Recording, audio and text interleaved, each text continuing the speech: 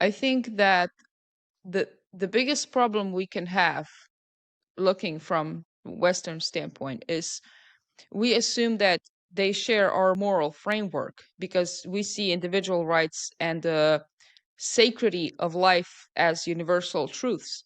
But, in some regions, morality is not shaped by the same principles of individual autonomy, but by historical struggles and collective identities and revenge sometimes. So sometimes they see killing as justified because it serves like a higher purpose, like enforcing the divine will, right? So it doesn't even negate the sacredcy of life, but it redefines it by embedding the act of violence within a larger narrative of survival. So sometimes morality is localized. So it's not an abstract concept like in the West that's defined by universal ethical codes, but it's more embedded in social and cultural and religious context that they operate in. Many regions suffering from extremism are kind of deeply tied in historical grievances, and the idea of foreign intervention, whatever that is, to solve the problem is also viewed as like an additional attack. It's an attack on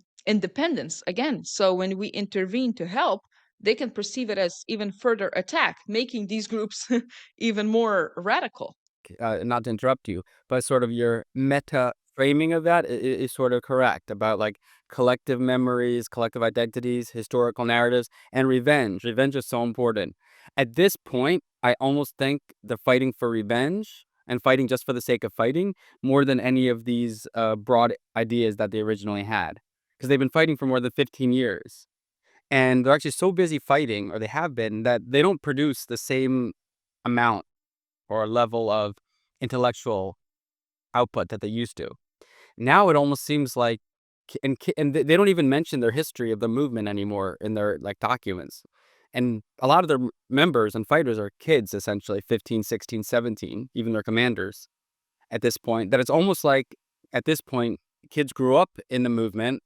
There was 4, 5, 6, 7 that were being bombed or raided by the Nigerian military without even knowing why this is all happening. They probably couldn't comprehend it.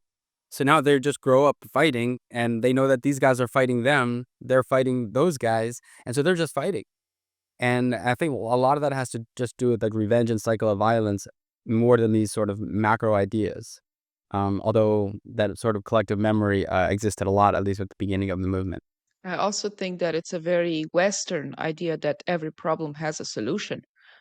Because, and we will touch on that later, but I just want to mention that the peace between Shakau's group and ISWAP, it's kind of hard to talk about solution when oftentimes the highest level of cooperation between the two is exchange of hostages.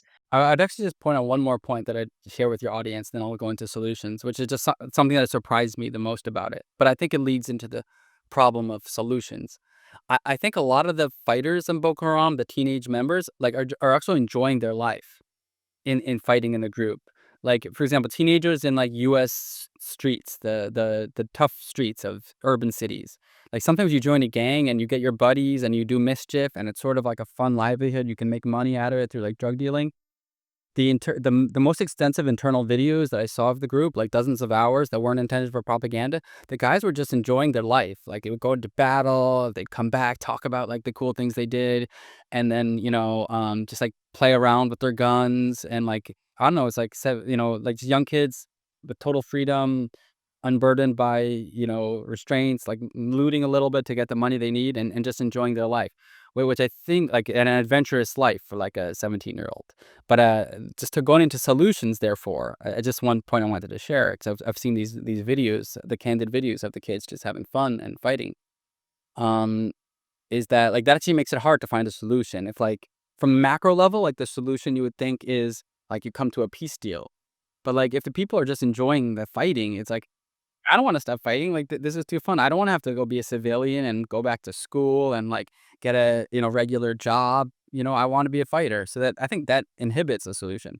more broadly, I don't think a solution has ever been out of the cards. I mean, the group has been pretty adamant, like, if you want a solution, at the very least, like, It's man, it's complicated because like a fragment of what they're saying is actually true, oh, which yeah, is very inconvenient, you yeah, know? that's also the challenge of, like, strategic narratives and counter propaganda. 'Cause, like, at first when I was doing strategic communications, I was like, "Here, let's just listen to a video, and then they say this, and we'll say that's not true, and here's what's true." But, like, a lot of the points they make, especially if you go back to some videos in 2016, were, like, well, like, articulated points, like, some of which you might disagree with, but, like, you're like, "Okay, so they think that America is trying to exploit the resources of the Lake Chad region, and that's why America is helping Nigeria to combat Boko Haram."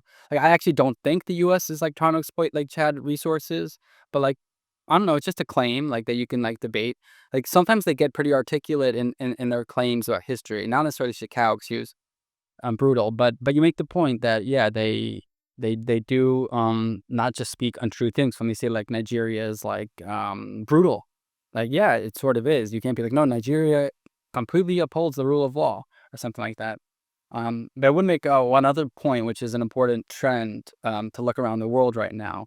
I don't know how much it'll affect Boko Haram or ISWAP because they're part of ISIS, but you see these Al-Qaeda groups around the world basically giving up on jihadism.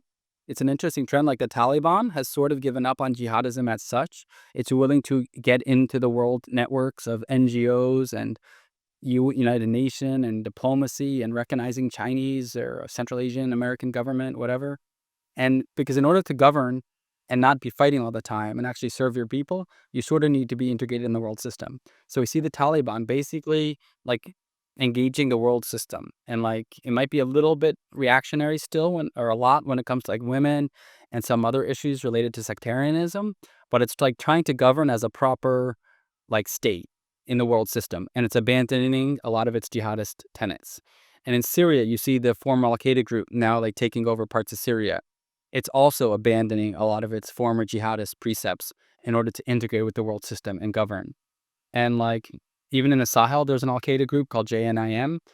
They haven't really abandoned their jihadist credentials, but it wouldn't surprise me if they ever take over a lot of territory in the Sahel, and they are doing it right now, and they want to be recognized and have a state that they follow the Al Qaeda model, which is to sort of like abandon this like attacking America, get your state, accept certain international principles, and run it as like in a Sharia light country. And even like you see some countries like Saudi Arabia that used to be hardcore like about Sharia, they're also becoming much more liberal.